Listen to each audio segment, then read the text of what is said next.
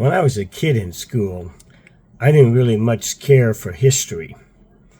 But as a senior adult, I sure appreciate history. I've done a lot of vlogs on history, and I've decided to create a vlog I'm now going to call, a series of vlogs I'm now going to call Not the Normal History Lesson. This one is called Johnson's Fruit on Trial. It's not something you're going to read or hear at school. I hope you enjoy it. Stay tuned for more of these Not the Normal History Lesson. According to the Smithsonian Magazine, in Salem, Massachusetts, more than 200 people were accused of practicing witchcraft between 1692 and 1693. Ultimately, 20 people were executed during this brief time period, and that left a dark stain on American history. Proof that sometimes fear and hysteria can cloud reason and logic. The witch trials had been over for centuries, but on September 25, 1820, a man in Salem, New Jersey, had to take a stand against fear, hysteria, and the malicious claims being made against a fruit. Those claims involved poison. People were dying, they thought, because of the poison found within that fruit. Indeed, people did die from eating that fruit. John Gerard, a barber and a surgeon, had made claims of its supposedly ill effects and warned everyone against eating it. The fear of the fruit's deadliness was amplified by fear it was part of the deadly nightshade family of poisonous toxic plants. The fruits had been nicknamed poison apple because it was thought the European aristocrats got sick and died after eating them off their pewter plates. It would be up to a local citizen to defend the alleged deadly fruit. That individual was Colonel Robert Gibbon Johnson. He stepped forward to prove the citizens wrong. Johnson was an American gentleman farmer, historian, renowned horticulturist, judge, soldier, and a former New Jersey state legislator who lived in Salem. He grew the fruit in question and had in fact been eating the fruit regularly. He traveled abroad and brought it back home. Each year between 1808 and 1820, Colonel Johnson would hold a tomato growing contest throughout southern and western New Jersey, in which he would offer a large cash prize to the local farmer who would grow the largest tomato, the tomato being the questionable fruit.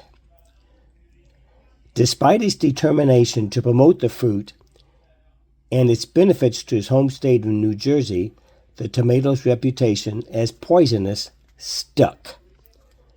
Johnson claimed his fruit was edible and delicious. The townsfolk, though, thought his tomato to be strictly ornamental and believed him to be crazy. In order to prove his claim, though, his fruit, he thought, had to go on trial. His personal physician had warned him against it. In fact, he predicted, the foolish colonel will foam and froth at the mouth and double over with appendicitis. Should he, by some unlikely chance, survive, his skin will stick to his stomach and cause cancer. Regardless of the dire warnings, though, from his personal physician, Johnson thought his fruit had to go on trial. 2,000 spectators gathered that day in September on the steps of Salem's historic red brick courthouse. They were expecting to see a well-known local celebrity and somewhat eccentric man to drop dead. The 50-plus-year-old Johnson ascended the steps of the courthouse, dressed in a black suit and a three-corner hat, and bravely addressed the crowd.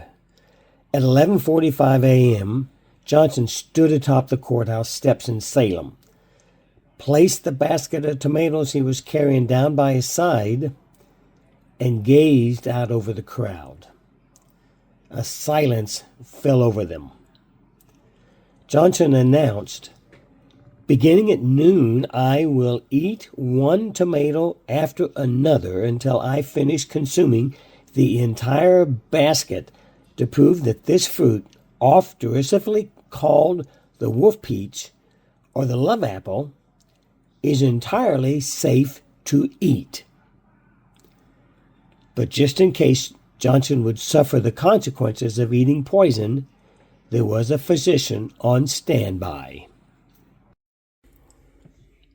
At precisely noon, Johnson picked up the largest and reddest tomato from the basket and held it up into the air. He said, "To prove to you that the tomato is not poisonous, I am going to eat one right now." He then bit into it, and legend has it, a woman screamed. Johnson consumed the entire basket and did not die. The crowd cheered, and the local band played a congratulatory tune. The case against Johnson's fruit was promptly dismissed. Colonel Robert Gibbon Johnson walked home in triumph, and word soon spread all over New Jersey, the United States, and the rest of the world that the tomato was indeed safe to eat. By the way, it later turned out that the pewter plates that the wealthy people were eating the tomatoes from had high amounts of lead, and the acidity in the tomatoes would leach into the pewter plates, and that would result in the many deaths. The tomato, though, became the culprit. And of course, nobody was aware of that at the time, but nonetheless, the deed was done. The tomato was the culprit, and Colonel Johnson had to undo the deed. If you like this video, I'll be doing more of these types of vlogs, not the normal history lesson. If you like it, and share it. Thank you.